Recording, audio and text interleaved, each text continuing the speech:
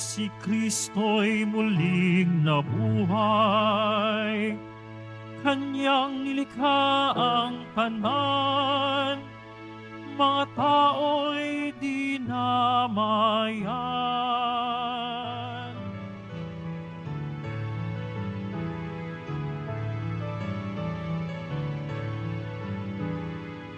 Alleluia,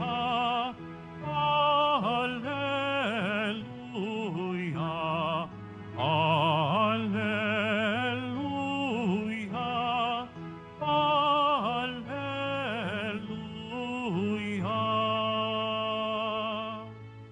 Sumainyo ang Panginoon. At sumaiyo rin. Ang mabuting balita ng Panginoon ayon kay San Juan. Papuri sa iyo, Panginoon.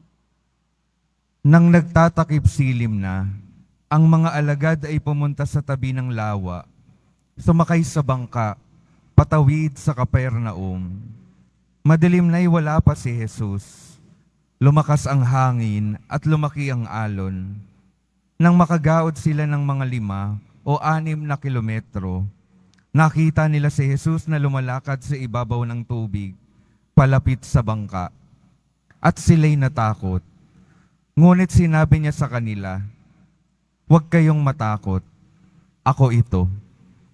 Tuwang-tuwa nilang pinasakay si Jesus sa bangka, at pagdakay sumadsad ang bangka sa kanilang patutunguhan.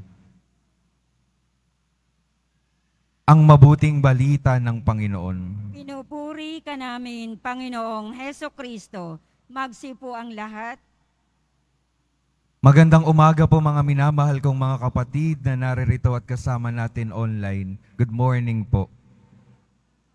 Pakingitian naman po yung mga katabi, pakisabi, magandang umaga.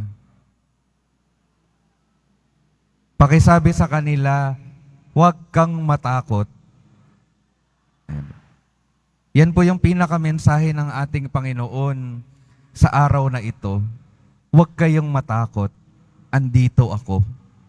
Ano po ba yung mga kinakatakutan natin? Magandang tingnan. Ano yung kinakatakutan ng mga alagad sa ating ebanghelyo? Nung wala pa si Jesus, lumakas ang hangin, madilim yung kanilang paglalakbay. Paalala na sa ating buhay, kapag wala yung ating Panginoon, nakakatakot po talaga. Madilim at magulo ang ating kapaligiran at ang ating kalooban. Kaya mga minamahal na kapatid, ang tanong sa atin ngayon, sino ba ang nagpapatakbo ng ating buhay? Sino ang kapitan ng ating mga buhay? Hinahayaan lamang ba nating maglayag tayo sa buhay na ito nang wala ang Panginoon? Tayo ba ang may hawak ng ating mga buhay? Tayo lang ba at ayaw nating papasukin ang Panginoon? Meron pong kwento ng isang barko na mayroong kapitan na nung tumama yung barko sa isang bato at nagkaroon na ng problema yung kanilang barko, ang sabi niya sa mga tao, kasi ang nangyari na po, pagkatama ng barko sa isang malaking bato, ay nagkagulo na po, nawalan ng kuryente at nagtataka na sila bakit huminto ang barko.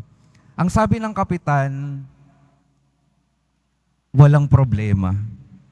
Walang problema. At matapos ang ilang panahon, alam niyo po ba, yung kapitan yung unang umalis. Nung paalis na yung kapitan, sinabi niya sa lahat ng nakasakay, umalis na kayo sa barko. May problema yung barko. Inuna niyang iligtas yung kanyang sarili bago niya sabihin na may problema yung barko. Kung titingnan, hindi siya tunay na kapitan dahil hinayaan niyang mapahamak yung kanyang mga dala-dala sa barkong iyon. Hindi siya tunay na kapitan. Iniwan niya at pinabayaan yung kanyang barko. At pagkadaong niya, siya rin naman ay kalaunan ay hinuli at inimbestigahan dahil sa kanyang kapabayaan. Ano pong pinapaalala sa atin ng tagpong iyon? Hindi natin pwedeng hayaan na lamang na yung mga tao, tayo mismo ang magpatakbo ng ating mga buhay. ipinapaalala sa atin ng tagpong iyon na napakahalaga na kilalanin at pagtiwalaan ang tunay na dapat na nagpapatakbo ng ating mga buhay. Walang iba po kundi ang ating Panginoong Hesus Nazareno. Dahil alam po natin na yung ating Panginoong Hesus Nazareno, tunay na hindi tayo pababayaan. Tunay na bibigyan tayo ng mga babala para hindi tayo mapahamak sa mundong ito. Tunay tayong hindi iiwanan at tutulungan tayo na makarating sa ating patutunguhan. Ang ating Poong Hesus Nazareno lamang, nawa ang tunay na kapitan ng ating mga buhay. At alam natin ang ating Panginoong Hesus Nazareno, kapag nagkakaroon ng problema na sa ating mga buhay, sa ating mga paglalakbay, hindi siya yung unang aalis. Siya yung patuloy na mananatili para tayo ay makarating sa ating mga patutunguhan. Kaya ano pong imbitasyon sa atin sa araw na ito? Patuloy nating hayaang bigyan tayo ng direksyon ng Panginoon. Patuloy nating hayaan na yung ating Poong Hesus Nazareno, tulungan tayo sa ating paglalakbay. Patuloy natin siyang papasukin sa ating mga bangka, sa ating mga buhay. At nakita po natin, nung pinapasok ng mga alagad sa kanilang bangka, yung ating Panginoon, nakarating sila sa kanilang patutunguhan. Siya lamang po yung ating magiging daan, patungo sa patutunguhan natin, sa walang hanggang kaginhawaan sa kalangitan. Kaya ano pong paalala muli sa atin, nawa si Jesus yung maging kapitan ng ating mga buhay. Nagbibigay ng direksyon, namumuno sa ating mga buhay. At ikalawa, sa mga panahon na tayo ay nakakaranas ng bagyo sa ating mga kalooban, siya yung ating maging kapitan. Kapitan. Kapitan natin ang buong pananampalataya. Dahil alam natin na yung ating Panginoong Hesus Nazareno, hinding-hindi tayo pababayaan. Sa mga tao pong palagi pong pumupunta dito at yung iba pong palaging nagpapabasbas, alam niyo po ang palagi kong pinapaalala sa kanila, sa ating mga buhay, hindi po natin maiiwasan na may mga krus talaga. May mga trahedya, may mga gulo, may mga problema.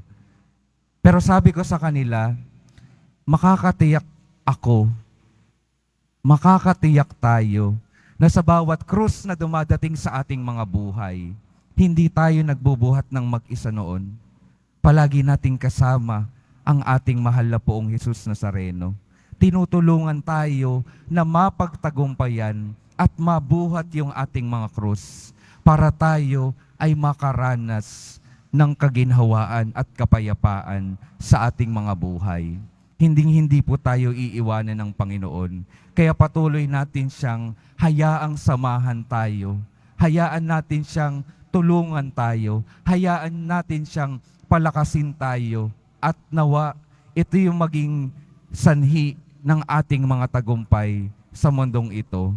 Ang Panginoon, paalala pong muli, hinding-hindi tayo iiwanan. Kaya ang patuloy na imbitasyon, buong pananampalatayang kumapit sa Kanya na nagnanais ng maganda para sa ating mga buhay. Amen.